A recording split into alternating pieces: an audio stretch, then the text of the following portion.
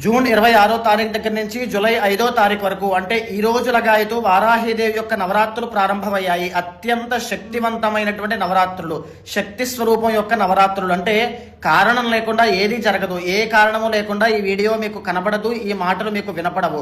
ఖచ్చితంగా అమ్మవారి యొక్క అనుగ్రహం ఉంటేనే ఇవి మీకు వినపడుతున్నాయి అని అర్థము. ఎవరైనా ఏ ప్రాబ్లంతో ఉన్నా, భూ వివాదాల్లో కానీ, ఆరోగ్య సమస్యలు కానీ, శత్రు బాధలు కానీ, ఆర్థిక సమస్యలు కానీ, వివాహం కాకపోవడం కానీ, ఏదైనప్పటికీ కూడా అమ్మవారికి తేలికగా మనం అర్చన చేసుకుని పూజించి గొప్ప గొప్ప ఫలితాలు పొందవచ్చు, అమ్మవారి యొక్క అనుగ్రహాన్ని పొందొచ్చు.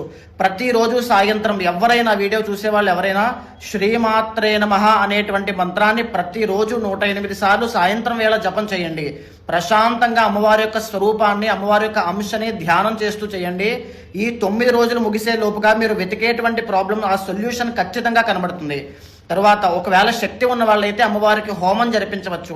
లలితా సహస్రనామ